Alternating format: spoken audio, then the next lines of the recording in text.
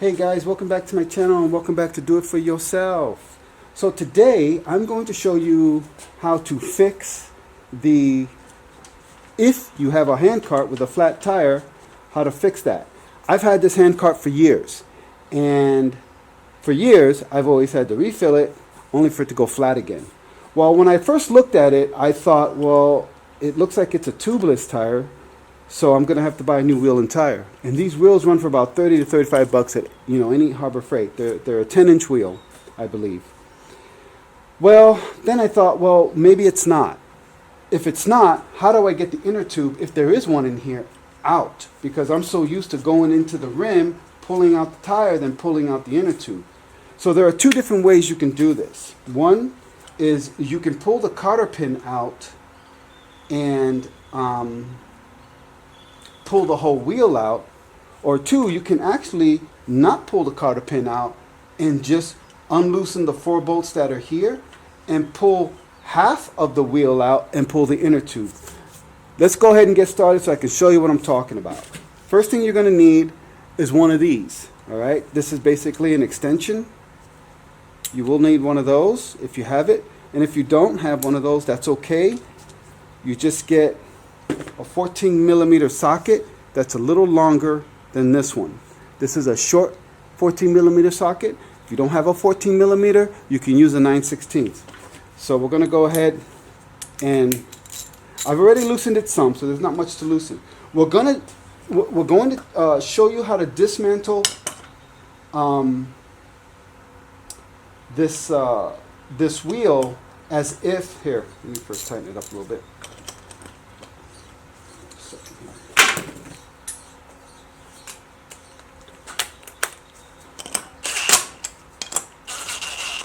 Okay, we're going to do it as if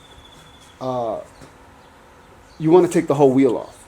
First thing you have to do is take off this cotter pin. There's a little cotter pin here. And if you just have a pair of pliers of any kind, you can just pull the cotter pin back. Let me get a little closer view of that. Hopefully you guys can see that. Okay. I don't really have magnification on my camera system, so there's a little cotter pin here. You just want to kind of squeeze them both together and then just push it through the hole. Some cotter pins will be harder to take out than others. Just use whatever tool you have to take it out. And this is the way it looks. Can you see that? Yeah. So that's it. Once you do that, you unloosen these 2 bolts. Now I will say it is a little easier to work on this tire if the whole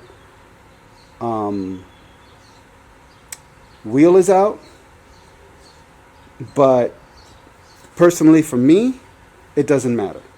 Okay, once you do that, next thing you want to do is pull the wheel out just like that. Now there's the back side of these nuts, and then these are the bolts.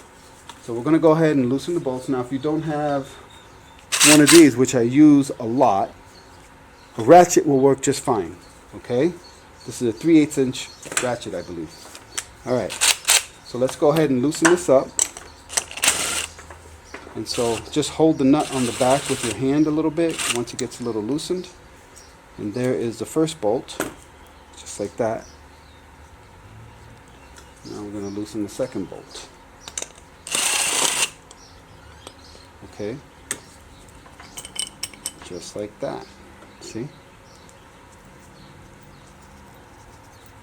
Alright.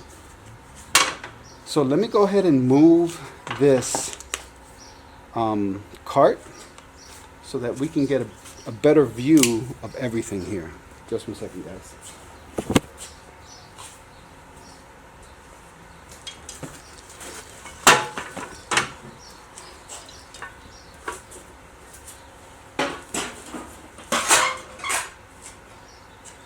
Okay. So, actually,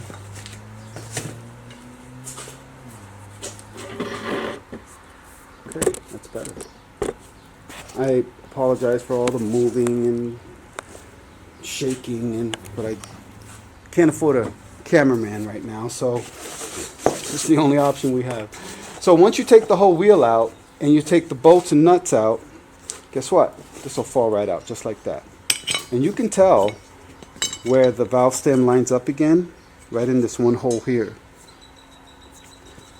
Just like that.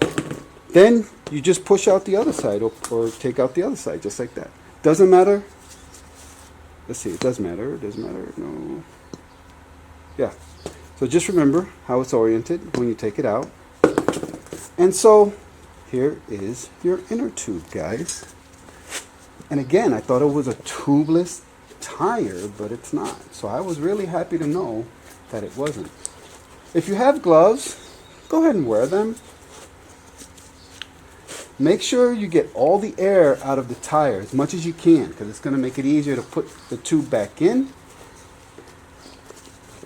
and take it out. Right.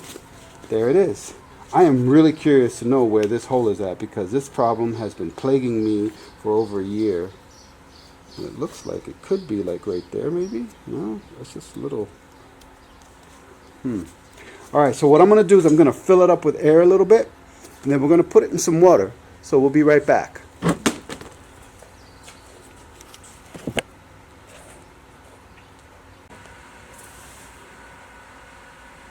Okay guys, we are back. So I tried to position the camera almost right into the water so you could see it. I'm going to go ahead, I filled it, I'm going to put a little air in this tire using this air pump that I have. Any bicycle pump will work with a Schrader valve, Schrader adapter. And then we're going to go ahead and fill it just like that. Now this is a 30 psi tire, so you only need to fill it up to 30 psi, or just to where it's just firm enough. And I cannot see where the hole is on this thing, but we're gonna submerge it a little bit. We're not gonna submerge the valve stem, just the plastic. Oh, and I think I see the bubbles. Can you see the bubbles, guys? Look at that. That's almost exciting. Wait, you can't really see it there. There we go. See those bubbles? So it's coming from this side somewhere. Let's see here. Coming from here somewhere. Yeah, I can feel the air coming out of it and everything. Let's do that again. See that? So what we're going to do is I'm going to cut the camera off, and then we're going to repair it. We'll be right back. Hey guys, we are back. So after finding where those bubbles were at, I placed my finger on that spot, brought it over to my bench, and tried to feel where the air was coming out. The hole was so small that you wouldn't be able to see it unless you squeeze it with your fingers like this. And so I don't know if you can see it, but anyway, it's just right in here somewhere. So first thing you want to do is mark it with something, a black marker, anything that you might have, just like that. Okay. So now I know that the hole is somewhere closer to this seam here. But I'm giving myself enough room to cover more than just the hole. I want a pretty good surface area covered so we don't get any future leaks. Now, the next thing you want to do is grab one of these tire patch kits that you might have lying around. A lot of us do. And this here is just your basic bicycle patch kit. That's all it is. Alright. So, and just so you know, for this demonstration, I actually took off my gloves. Alright. You want to try not to touch the back of the patch with your fingers if you can avoid it. In fact, even using gloves might be a better idea, just so that you get no oils from your fingers onto the patch. Alright, so you want to grab one of those. Also, what comes into... Oh no, did I lose it? Ah, hold on guys. I think I dropped my little...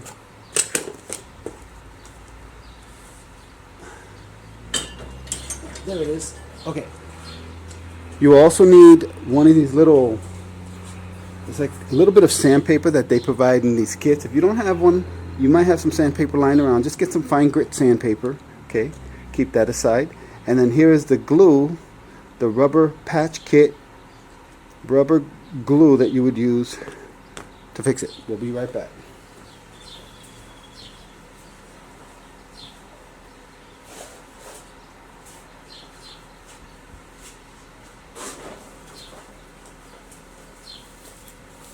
So I'm real particular about trying to do repairs, or depending on the repair, as right as I can the first time around.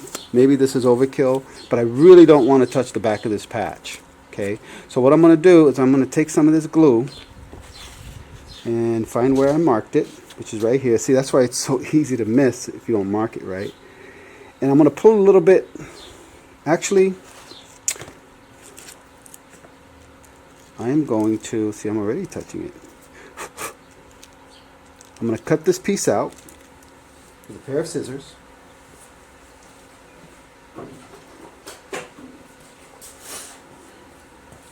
Alright, so we're just going to, just like that.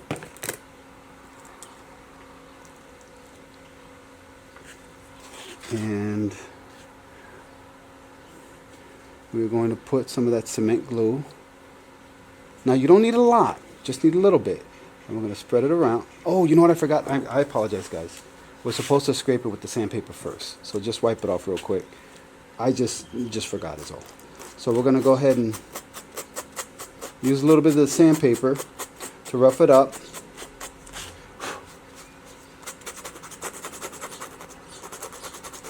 You want to go over the surface a little bit, just slightly. Okay, that should be good. And it wouldn't even hurt to put a little bit of rubbing alcohol on that to clean it really well. You know, preparation is everything. So let's grab a little bit of alcohol, put it on the...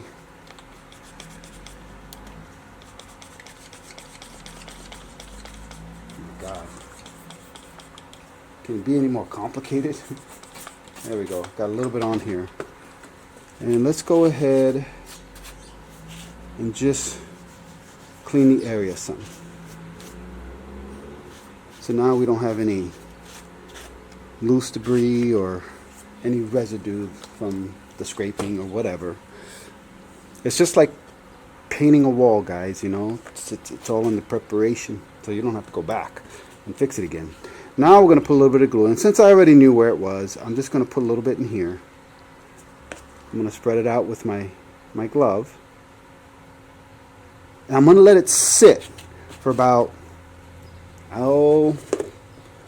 15 to 20 seconds. While that's happening, I'm getting my patch ready. Make sure it's not dirty on the other side. And I'm going to place it in that area, just like this.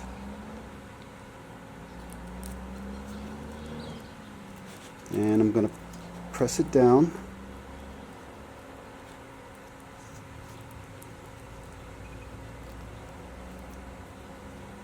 This should be good. See that? Now, we're going to leave it alone for, I don't know, maybe a good 5 to 10 minutes. And make sure we get a good seal here.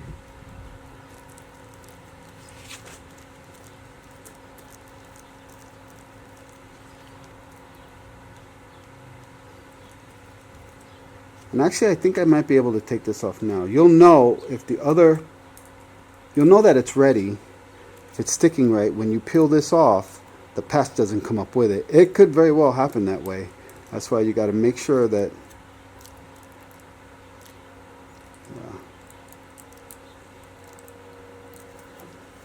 Let's give it some time.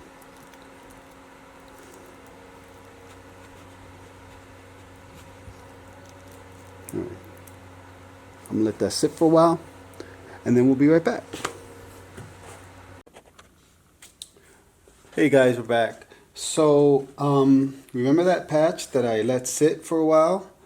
Well, I found out that I had more than just one hole. I had two holes. So I did the same procedure I did with this patch, And so basically, all you have to do is once the glue dries fairly well, you go ahead and pull off this little plastic film. Now I don't know what kind of patch kit you might have, but I'm just saying that if you have a standard bicycle patch kit like I have here, then that's all you do. Let's go ahead and fill it and see how it, if any air comes out. I gotta hold this.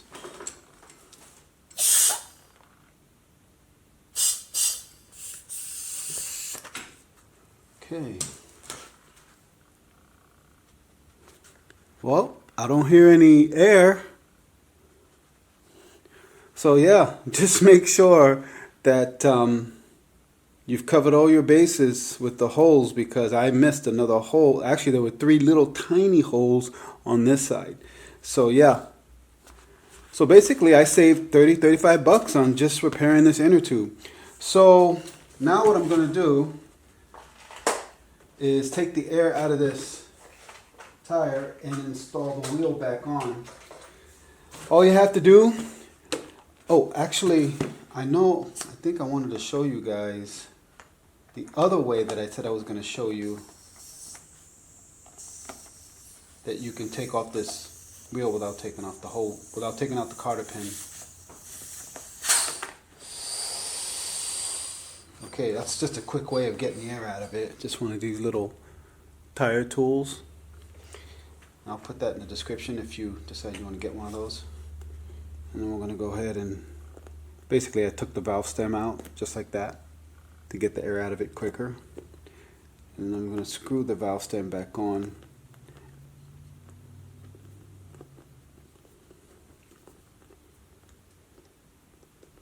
Okay. So let's put it back inside the tire. Hopefully I can get this done right. It's not a real major issue. Just need to kind of get it in there. And that's why I say you want to make sure you get all the air out, because see, there's still air in it.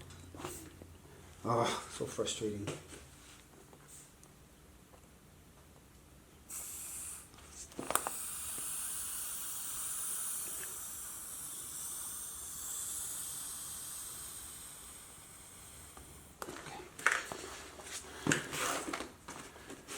Just want to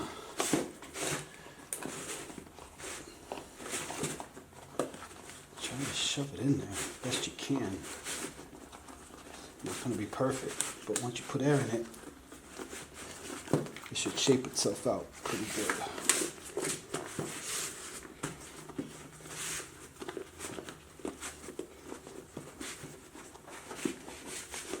Okay, there we go. Did get it in there, kind of, sort of.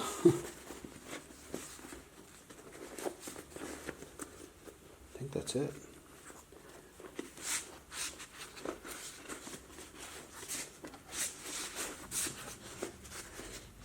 Okay. All right.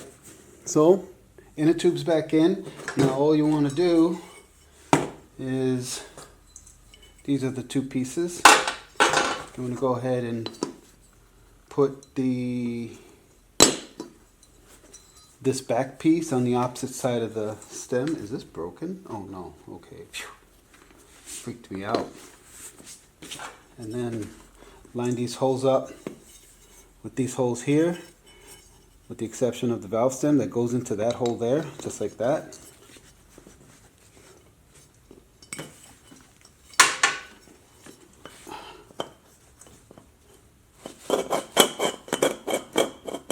Get a good seating. Okay, so now all we need to do now is just put the bolts to it, and there are 4 of them that come with this wheel.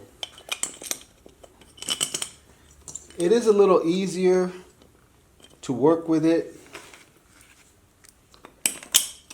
without having to, by taking the whole wheel off. But like I said, you can also change the inner tube without taking the whole wheel off. And I'll show you how to do that in a minute. Let's see. I'm just going to put two nuts on for now.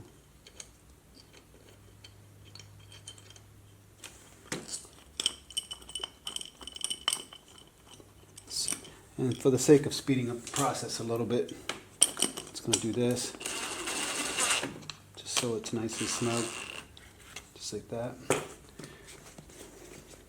And then you want to go ahead and squeeze the tire a little bit, make sure that the inner tube is not pinching between the rim and the tire. Alright, and then we're going to put these other two in. One in there. It also came with some lock nuts. I didn't put the lock nuts on. So that's just put all these nuts and bolts on the exact same way that you took them off. That's all. Pretty straightforward.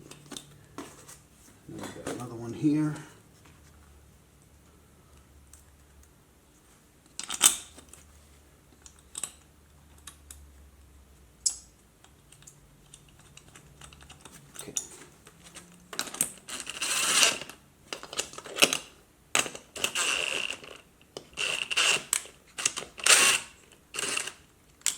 That's not really working, is it? Well, that's why. Leave that off. It's good to have one of these drill drivers, guys, because you can use it for all kinds of things. I mean, this can take the place of using a ratchet or whatever. Okay. Now,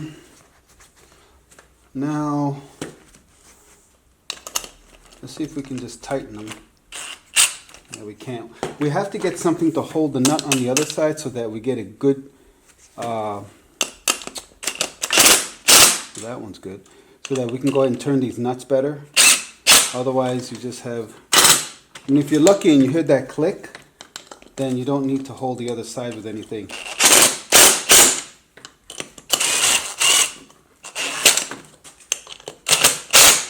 Yeah, it looks like that works.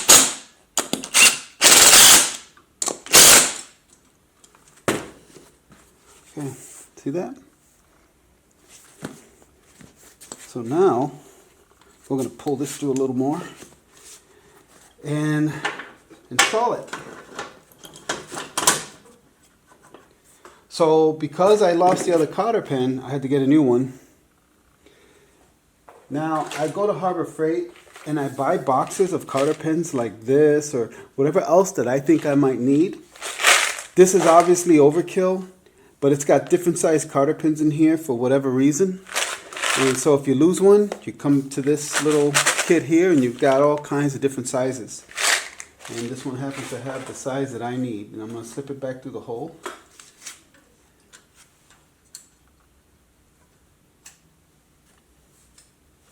And take my trusted little pliers out and bend the cotter pin over.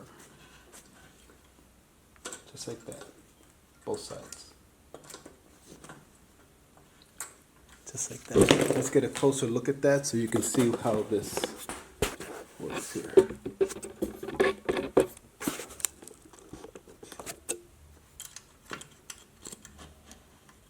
See that? So I slipped the cotter pin through and then I bent it over on both sides so it doesn't slip out. And that's just so that the wheel doesn't come off. Now, I was telling you earlier that you can change this inner tube without having to take the whole wheel off. How you do that is really simple. You unbolt,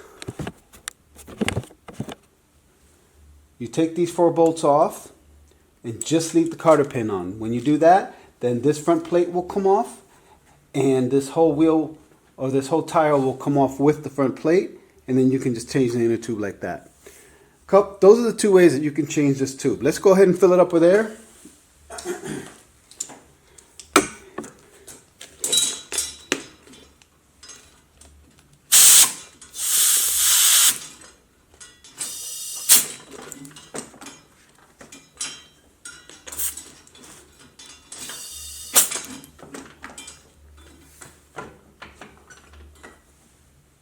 Okay, all done.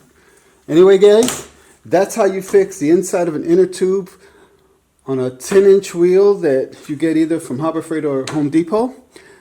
If you like what you've seen, all I would ask is you just like the video. Feel free to comment, and thank you for watching, and we'll see you in the next video.